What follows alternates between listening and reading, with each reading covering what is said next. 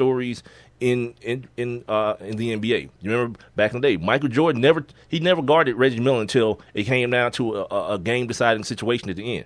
That was always like whoever the point guard was, like B.J. Armstrong or somebody. Scottie Pippen would guard Mark Jackson. Then you had the Davis boys with Horace Grant, and probably Bill Cartwright was down there.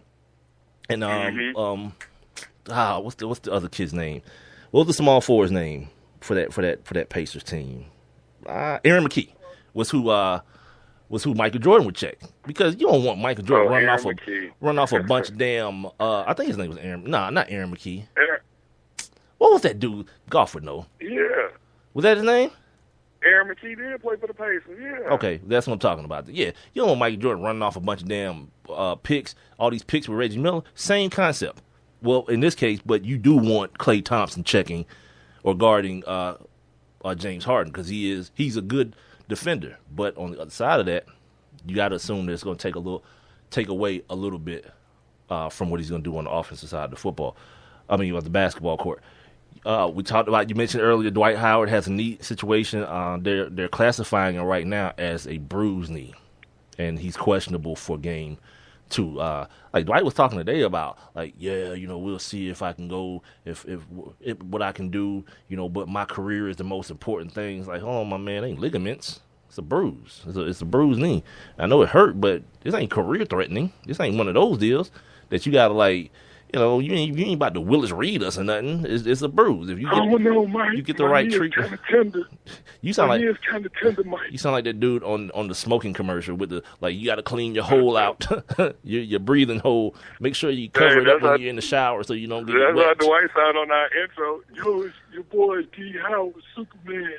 So yeah, I'm for one excited about game number 2. I don't think Houston will be able to get them one until they go back home, and maybe then they only manage to get one. Now, on to the post game. So you think this thing is going 5, and that's it? Nah, I don't know because in a game-to-game situation, 7-game series, adjustments are made. Things. People start missing shots depending on who it is. Think about what we're talking about. Sean Livingston, 16 points in one half, 18 total. You got guys like Draymond Green doing this thing. Harrison Barnes was pretty efficient as well. I mean, you get a couple of those guys not doing the same thing, performing the same way. Foul trouble comes into play. Injuries come into play. I don't know. Mm-hmm. This Dwight Howard thing may be a lot more detrimental than it may look right now. You show up and he's not playing on Thursday. It's a game changer for the series, maybe. Now, look, really quick, because I know you want to talk about the kid, but I meant to mention this yesterday and just get your thoughts on this. Matt Moore did the series preview for the Western Conference Finals, and in the article, he actually broke down defenders that will, the defenders that will have to see James Harden. And basically what he did was look at how they fared against Harden during the regular season. Mm-hmm. And it doesn't have the minutes, though. The minutes that each one of these guys defended him. But you had Klay Thompson, when he was on him during the regular season, he averaged 25 points. Andre Iguodala, 14. Draymond Green, 9. 4 of 13 from the field with Draymond defending him. So Sean Livingston, 4 points. But they do have the shot. So you see the shots. He only took 5 shots against Sean Livingston. Then you had Harrison Barnes with he scored 5 on 2 or 3 of shooting. So, I mean, I guess the person that he has to see the longest will be Klay Thompson. Mm-hmm. I guess that's who he's going to torch. I guess that has to be the victim. But Iguodala was out there a little bit yesterday. I mean, it's the playoffs. I wouldn't mind seeing what he has to offer. As far as what? Putting him on James Harden? Yeah. No, I'm good. No, I mean, Steph talked about it after the game. He talked about how the defense was good. That dude he just get buckets, man. He hits shots, man. He's a shot maker. Yeah. Just like Steph. Yeah, so it's one of those things, man. You kind of just you play the odds, and last night if he's taking twos and not threes, at some point you might want to counter the win. You know what I mean? If you're able to stay on the court as well, because he's a guy who can get people in foul trouble with the quickness. So the fact that you're able to stay on the court is a plus for your ball club as well, especially if you're Klay Thompson and a guy who can contribute and shoot the ball the way he can. By the way, shout out to our guy Matt. He's back in the building today. At only one, Mr. Green. Like, I follow Matt on like 20 different accounts. He got like 20 of them, and every day there's a different one. I'm like, all right, follow him again. South Fulton Music. What's the other one? What's the other one that Matt has now? He got a printing company. Yeah. Some sort of what is it? Graphics company. And then is he Jamaican? I don't know. Maybe. I'm playing. Time to go to work, man. I was the producer. I was the rapper. I was the graphic designer. I did everything for my CD. There's nobody harder than Dylan. Stupid. This dude done went to what was that bad show called on MTV? Making the Band. Making the Band.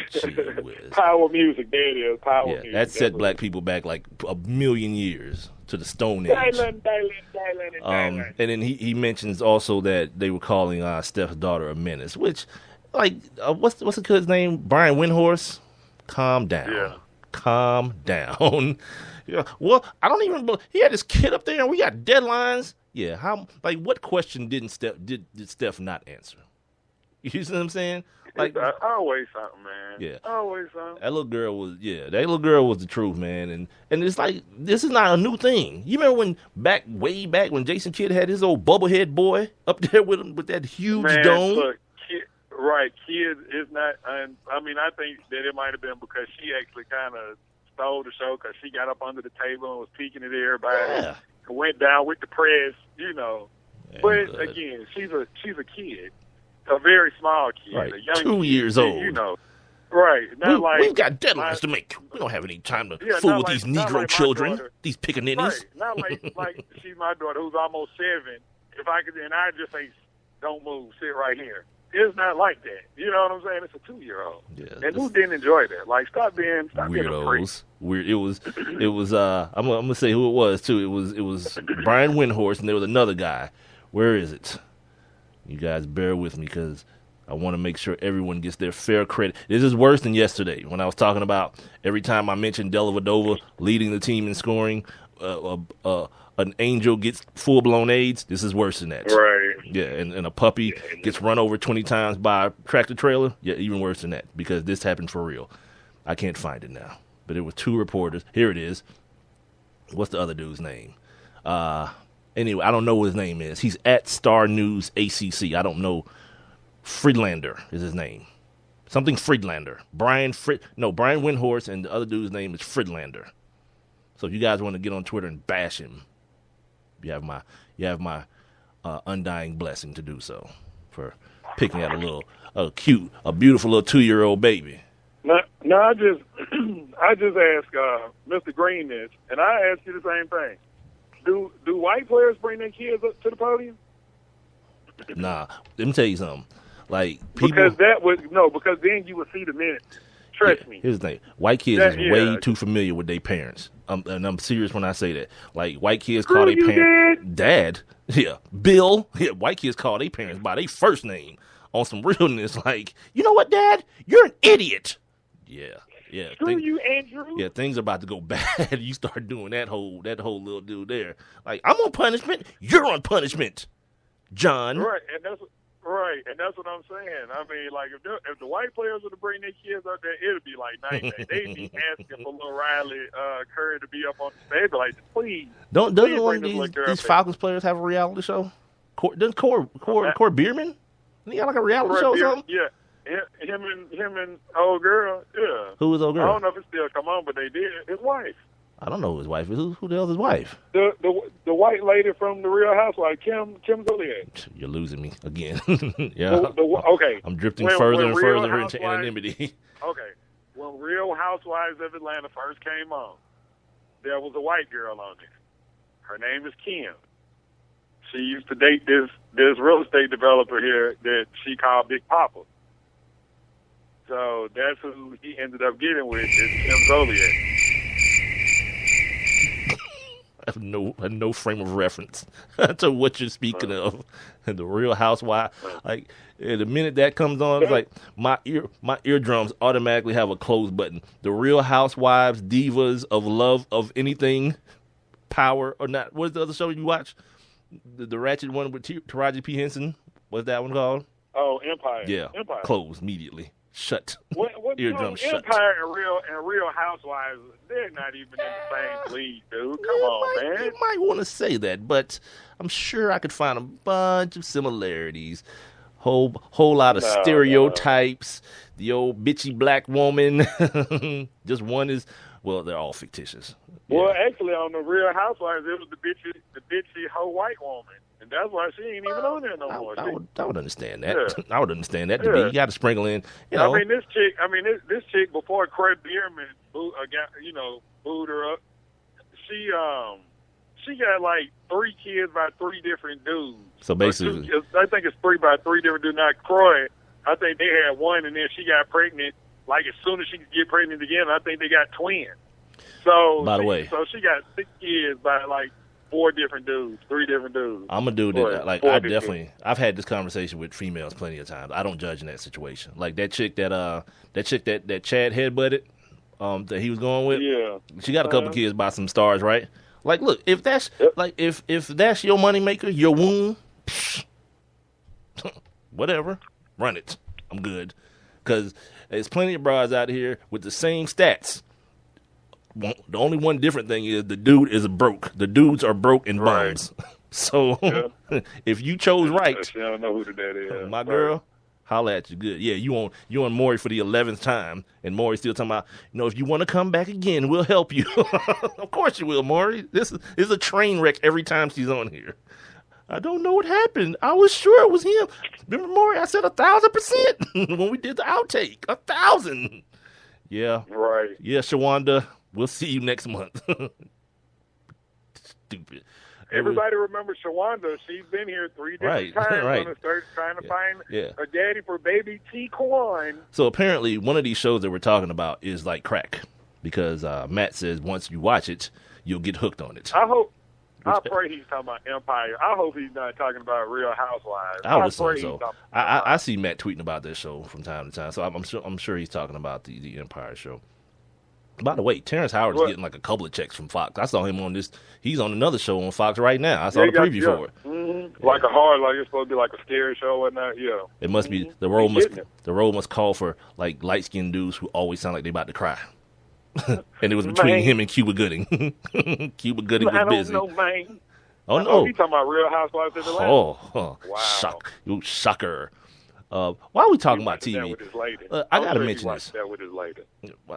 I got to mention this because I know you probably haven't done it yet, but I have to get this off of my chest. Mention it, man. Go ahead and mention it. That show, Go Bessie. Ahead, man. And because Matt is on here, he knows exactly where I'm going with this. Like, dude, I saw Queen Latifah's breasticles, and I'm not proud of myself. Oh, man, what did they look like, man? Oh. Did you feel like crying, man? Man. She had that like breast reduction situation. Yeah. What they look like? Like they look like mini saddlebags. Exactly what yeah, dude. It was like Come on, Cleo. Like, here's the thing. I didn't care that they had been featured. I just needed a warning. You feel me? I needed someone to tell me that this was about to happen to me. And so I would not be as shocked as I was. Like oh God. Like it almost was like, why is this part of the movie? I guess there was some sort of symbolism about her, body image or something, but I didn't quite get it. And it was shocking, and it was mildly horrifying, if I can say that. Yeah, those. So now that you've seen her breasticles and you've seen Aretha Franklin, I did not see Aretha. I did not see Aretha Franklin's breasticles. I did not. That is a extreme falsity. I did not see her breasticles, dude, and I'm glad I haven't. It probably would have been better, to be honest with you. It probably would have been better had I seen her breasticles. Anyway, that's the end of our number one. Don't forget, we're only gonna go 90 minutes today because we want to give room